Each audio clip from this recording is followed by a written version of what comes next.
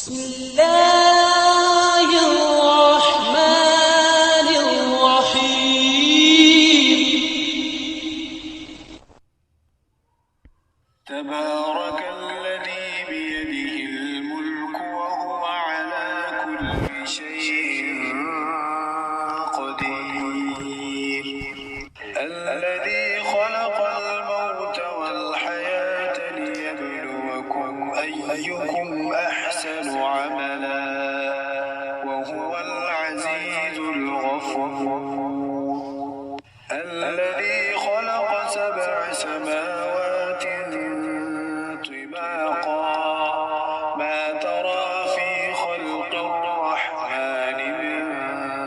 تفاوت فارجع البصر هل ترى من فطور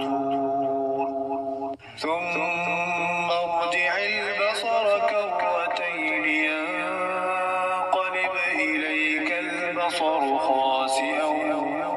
وهو حسير ولقد زينا السماء الدنيا بمصابيح وجعلناها رجوما للشياطين وأعتدنا لهم عذاب السعير وللذين كفروا بربهم عذاب جهنم وبئس المصير إذا ألقوا فيها سمعوا لها شهيقا وهي تفور تكاد تميز من الغيظ كلما ألقي فيها فوج سألهم خزنتها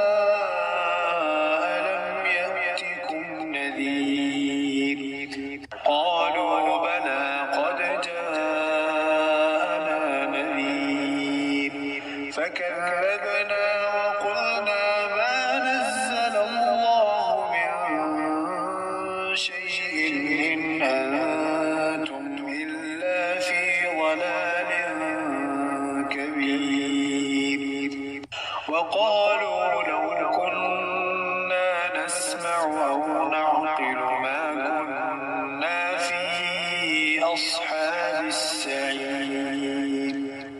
فاعترفوا بذنبهم فسحقا لأصحاب السعير إن الذين يخشون ربهم بالغيب لهم مغفرة وأجر كبير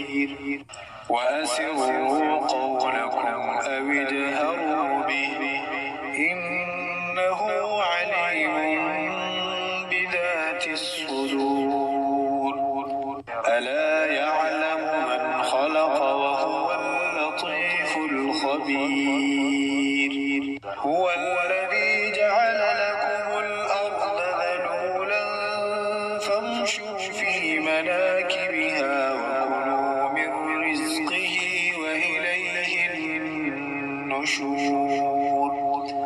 أأمنتم من في السماء أن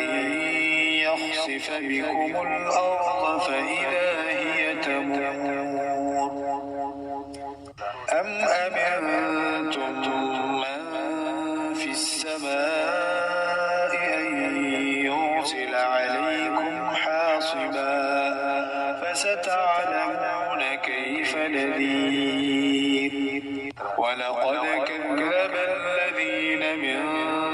قبلهم فكيف كان نكير أولم يروا إلى الطير فوقهم صافات ويقبضن ما يمسكهن إلا الرحمن إنه بكل شيء بصير أمن هذا الذي هو جند لكم ينصركم من دون الرحمن إن الكافرون إلا في غرور أمن هذا الذي يرزقكم إن أمسك رزقه بل لجوا في عتو ونفور أفمن يمشي مكبا على وجهه أهدى أمن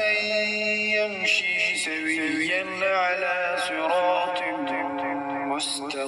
مستقيم قل هو الذي أنشأكم وجعل لكم السمع والأبصار والأفئدة قليلا ما تشكرون قل هو الذي ذرأكم في الأرض وإليه تحشرون ويقولون متى هذا الوعد إن كنتم